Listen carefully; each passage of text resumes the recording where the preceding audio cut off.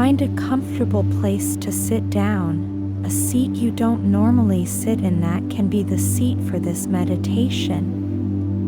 And as you close your eyes and begin to relax into this meditation, you can focus on your breathing.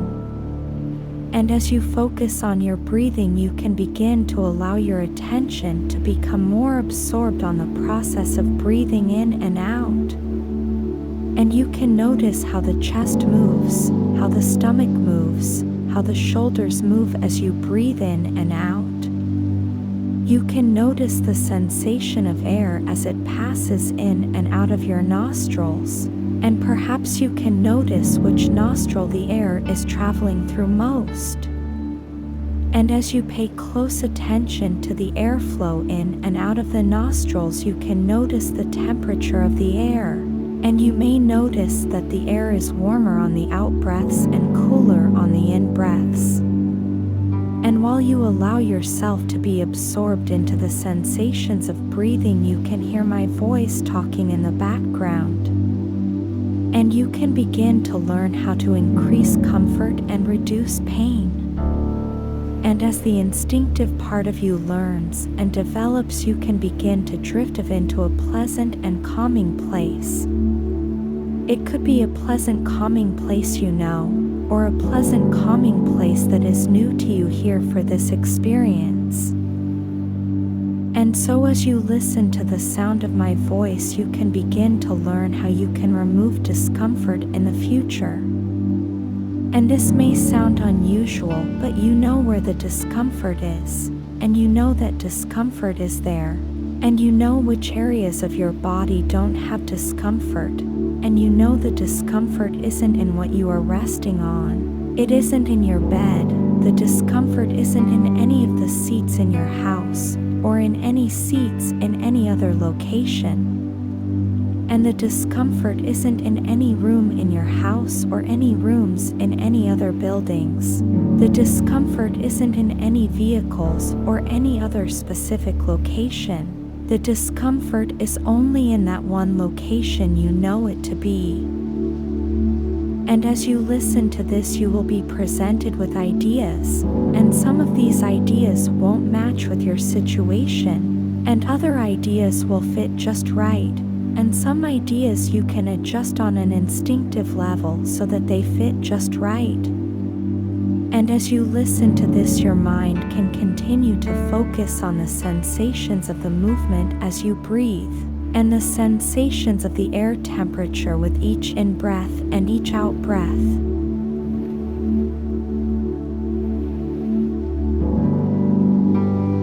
And many children wonder why adults don't take their hair home from the hairdressers.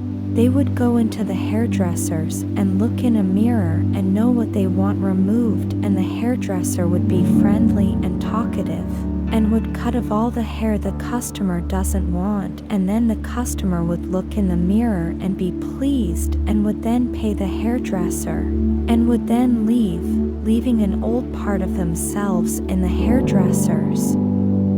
And a child asked an adult why they don't want to keep the hair that was removed, and an adult replied, once you are pleased with the results, you don't want to take what's been removed away with you. You want to leave it behind, and so that's what you do. You have no need for it anymore. The child understood this and knew it was a bit like how an artist may make a sculpture out of wood or stone, and they would carve or chip away all that they don't want, and this can never be reattached. And they take the finished item from the work area to put on display, and the old wood or stone that has been removed can never be put back together with the finished sculpture. And you know that discomfort only exists where you sit right now. It doesn't exist anywhere else. If someone searched anywhere outside of where you are sitting, they wouldn't find that discomfort.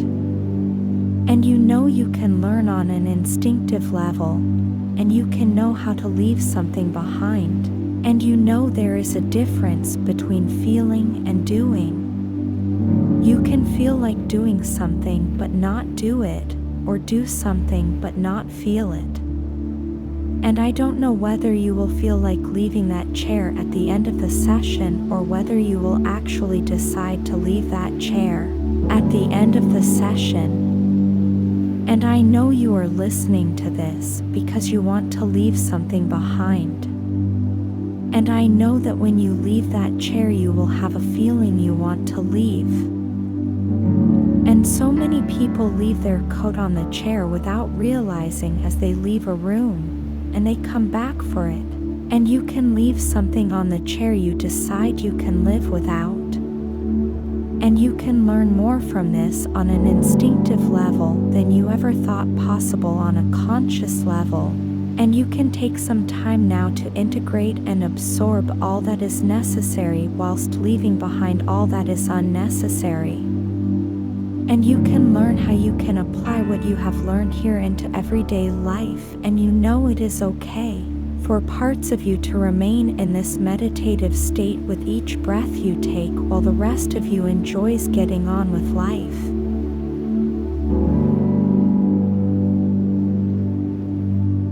And some people find focusing in on the sensations of pain and noticing individual sensations helps to take the focus off the experience of pain. Others find focusing outside of the pain and on something else helps to relieve the pain, and learning to be able to hold that focus where it is helpful is a skill you can develop.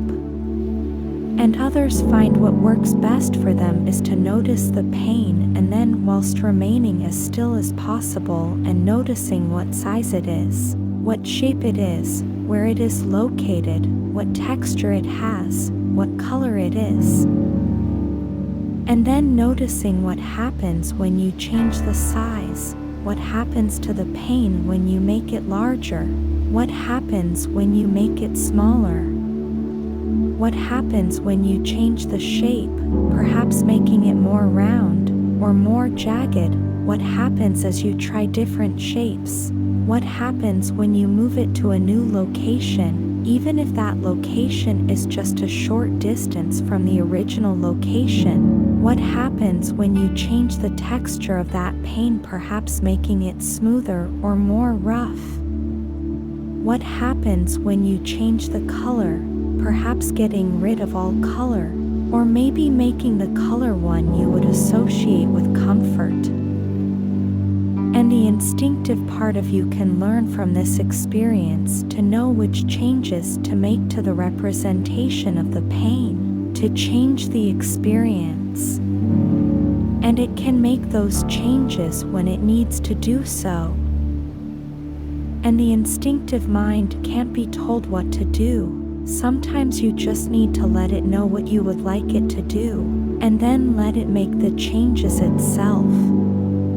And you can take a moment now to ask the instinctive part of you to make those changes, and can let it know a realistic time frame you would like those changes to happen within, and then let the instinctive part of you do what it needs to do to make those changes for you.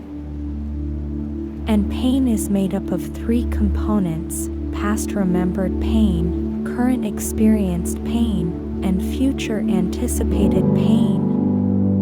And by being aware you had pain in the past, and aware you are experiencing pain now, and aware you may experience pain in the future, this makes the pain worse. By learning to leave painful memories in the past, and thoughts of future pain in the future, you can focus on the present. And as you develop this ability, you will be reducing 2/3 of the pain even without addressing the current pain. And the more pure you can make your focus on the present, the more the experience of pain will reduce. And to reduce that pain further, the instinctive part of you can apply what you have been learning, and relaxation also reduces pain.